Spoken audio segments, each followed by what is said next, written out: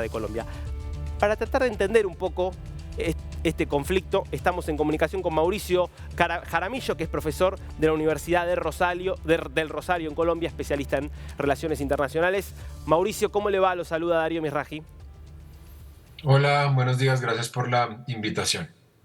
Mauricio, ¿cómo podemos entender esta decisión desde Guatemala de pedir la captura de Velázquez por el papel que tuvo justamente allí en Guatemala al frente de esta comisión contra la lucha contra la corrupción? Bueno, básicamente hay un comunicado de la Fiscalía guatemalteca en la que se anuncia que van a empezar a investigar a Iván Velázquez por una serie de delitos vinculados a su paso por esta Comisión contra la Impunidad. Obviamente esto se debe entender como una retaliación. En Guatemala hay que explicárselo a la gente. En el último tiempo lo que ha hecho la Fiscalía es perseguir a jueces, perseguir a periodistas, abogados, líderes de ONG que se han atrevido a denunciar un entramado de corrupción que está muy metido dentro del establecimiento. Iván Velázquez pues hizo parte de esta comisión entre el 2013 y el 2017 y obviamente pues al haber investigado a figuras muy poderosas como el expresidente Otto Pérez, Jimmy Morales, pues básicamente se ganó de enemigos a muchas de las personas ligadas hoy a esta clase política guatemalteca y Yamatei pues básicamente lo que ha hecho es continuar con lo que hizo su antecesor Morales y creo que el mensaje aquí es claro, los que hayan participado em, dentro de esta comisión para investigar la corrupción pues básicamente van a tomar retaliaciones contra ellos. Hmm.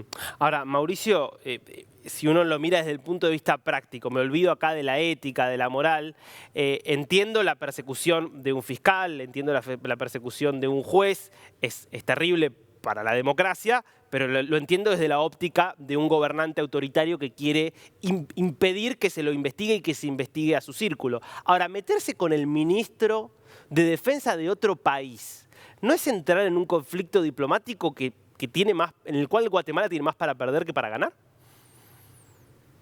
Sin duda alguna. Guatemala hace rato viene peleando diplomáticamente con otros estados a raíz precisamente de las actuaciones desmedidas de la Fiscalía en cabeza de Consuelo Porras, que además va a estar en la Fiscalía guatemalteca hasta 2026. La Unión Europea y Estados Unidos varias veces han expresado su preocupación por la manera en que se comporta la Fiscalía y Iván Velázquez tiene una doble condición. Iván Velázquez no solamente fue fiscal, fue cabeza de esta Comisión contra la Impunidad, que además tenía un mandato de Naciones Unidas acordado con el Estado guatemalteco, sino que ahora recientemente se ha incorporado como ministro de Defensa de Gustavo Petro. Entonces, obviamente, pues lo que ha hecho la Fiscalía es pedir la colaboración de Iván Velázquez. Yo tengo entendido que no hay todavía de manera formal Hmm. una orden de captura, no hay pedido de extradición, pero obviamente es un mensaje intimidante que va a hacer resentir las relaciones diplomáticas, como de hecho ya sucedió. Ahora, Mauricio, la verdad es que si uno ve todo lo que pasa en Guatemala, desde la salida del poder de Otto Pérez Molina, que de hecho termina preso justamente, con todo el papel que había tenido, con un rol muy protagónico realmente de la Comisión contra la Impunidad, promoviendo investigaciones, en lo que en algún momento parecía que iba hacia una cierta depuración de la política guatemalteca, al punto actual, donde la comisión ya fue disuelta, donde están perseguidos todos los que en algún momento alzaron la voz, la sensación es que hoy está casi hasta peor de lo que estaba antes.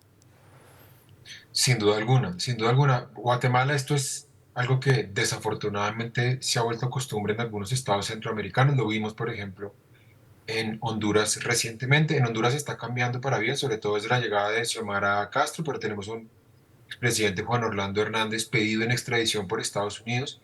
Y en Guatemala básicamente el narcotráfico, la corrupción ha carcomido las élites de gobierno y cuando uno ve, por ejemplo, esta persecución a fiscales, a jueces, a periodistas, pues lo que uno ve es que atrás quedó eso que se llamó la primavera chapina, que fue Hmm. este gran movilización de la gente de 2013 y 2015 que terminó en la salida de presidente y presidenta y que hoy están purgando una pena de 16 años. Eso me parece que quedó muy atrás y desafortunadamente hoy constatamos un gran retroceso.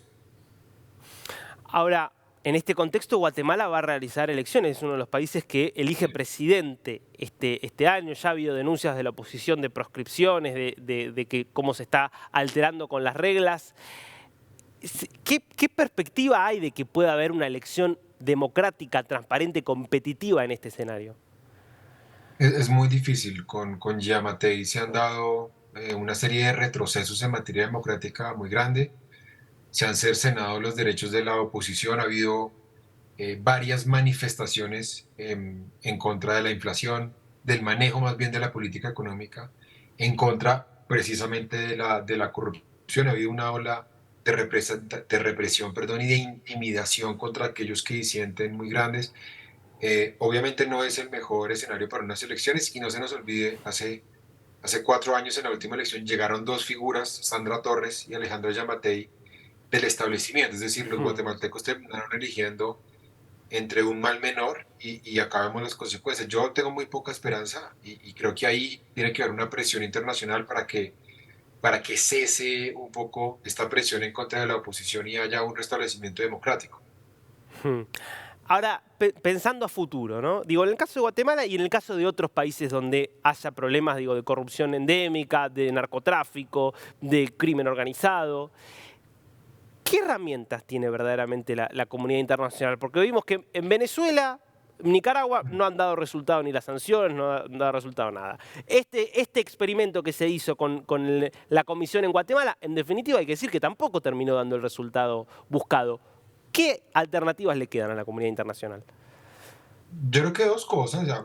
Yo entiendo el comentario de que al día de hoy, lo que hizo la CICIG, la Comisión Anticorrupción, pues ha quedado en el pasado, pero en su momento fue exitosa. Entre 2013 y 2017 se desarticularon muchas de estas estructuras criminales que se habían apoderado del Estado. Entonces yo creo que ahí hay un éxito que yo creo que se puede retomar y se debe replicar incluso en otros países. Luego lo que creo es que la presión internacional no debe romper la soberanía, que creo que es un error que se ha cometido con Nicaragua y con Venezuela. Las sanciones en América Latina han demostrado muy poca efectividad históricamente. En otras partes del mundo también lo hemos podido comprobar, Irak, Birmania, Libia, etcétera. Cuando yo hablo de presión, hablo de visibilizar lo que está pasando en Guatemala, cosa que no ha ocurrido. Digamos, acá se habla mucho en los medios de lo que pasa en El Salvador, de la situación de autoritarismo en la que se Hmm. encuentra, se habla mucho de lo que pasa en Nicaragua, por supuesto que se habla en Venezuela, y lo que creo es que hay que empezar a hablar de este tipo de situaciones que tienen un perfil bajo y que de un momento estallan por crisis como la que estamos viendo entre Colombia y Guatemala, pero debería haber una mayor visibilidad, por ejemplo, en el Consejo Permanente de la Organización de Estados Americanos. Entonces ahí es que yo creo que esa presión, visibilizando, podría ayudar sin necesariamente romper la soberanía del Estado guatemalteco. Bueno, la semana que viene es aquí en Buenos Aires la cumbre de la CELAC, justamente la comunidad de estados de América Latina y el Caribe.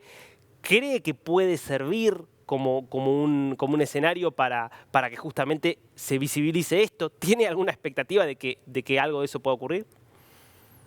Es difícil, puede ocurrir, pero en realidad la CELAC es un foro de diálogo político que no está necesariamente acostumbrado a abordar este tipo de crisis. Lo hizo alguna vez cuando todavía existía como Grupo de Río la crisis que hubo entre Colombia y Ecuador, cuando Colombia bombardeó territorio ecuatoriano buscando líderes de las FARC. Desde ese entonces la CELAC pues, no ha tenido mucho protagonismo, está apenas volviendo a reactivarse. Acordémonos que Brasil con Bolsonaro se retiró y los gobiernos conservadores la congelaron de 2015 a 2018, 2019, entonces apenas está volviendo a arrancar.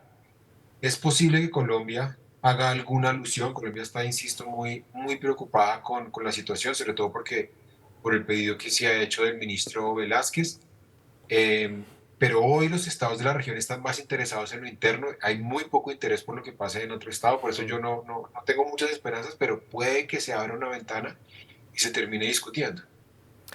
¿Hay un riesgo de efecto contagio de este tipo de actitudes como las que está llevando adelante el gobierno de Yamatei en Guatemala? Digo que así como Yamatei hace esto y le sale bien, digo que por ahí en el corto plazo no tiene costos, de que después pueda venir el gobierno de El Salvador, de Honduras, de Costa Rica, de donde sea, y decir, bueno, quizás ese es un camino viable, es un camino que tiene más beneficios que costos.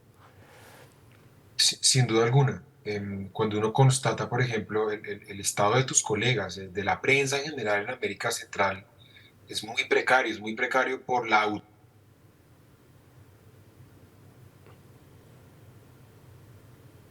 veces los estados. En Nicaragua pasa algo muy similar. Lo que hace la fiscalía es montarle procesos, inventarle procesos a los periodistas, a los miembros de la oposición, a cualquier persona que piense de manera distinta frente al establecimiento. Entonces lo que vemos es una práctica, desafortunadamente, que ha sido muy común en América Latina. Acá lo vimos en toda la ola de manifestaciones contra los gobiernos 2015-2019. Lo vimos en Haití, sin que Mm. la prensa hablara mucho sobre ello.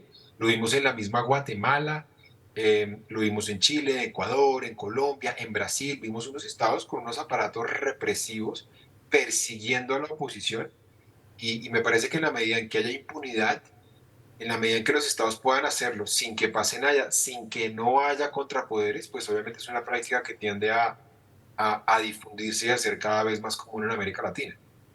Mauricio, te hago una última pregunta.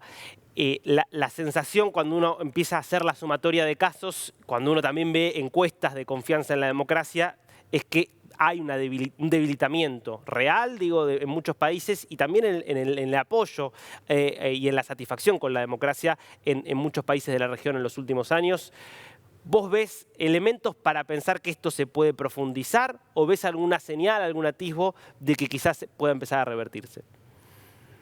Yo creo que se está revirtiendo, pero los avances son muy modestos. Cuando uno ve, por ejemplo, la reacción que hubo en Brasil frente al intento de golpe de Estado, cuando uno ve la reacción del Estado chileno, cuando pierde una elección referente al plebiscito, cuando uno ve que en Colombia hay ánimo de reconciliación con Petro eligiendo a una persona que fue guerrillera, lo que uno ve es que hay un avance de la democracia, no siempre tan ruidoso, no siempre en la velocidad que uno desearía, y lo que uno ve, por ejemplo, en situaciones como la del Perú, de la que ustedes hablaban hace un rato, cuando uno ve situaciones como las de Guatemala y uno ve la indignación que eso despierta en la gente, en los jóvenes a través de las redes sociales, las denuncias de los periodistas. Fíjense, estamos hablando ahora del caso guatemalteco. Yo lo que creo es que hay cada vez más conciencia y eso es una buena noticia y hay que, insisto, hay que convertir esa presión en acciones, que es lo que esperemos ocurra en Guatemala, pero yo pienso que esto es un paréntesis que esperemos que se cierre muy prontamente. Mauricio Jaramillo, muchísimas gracias por este tiempo con DNews.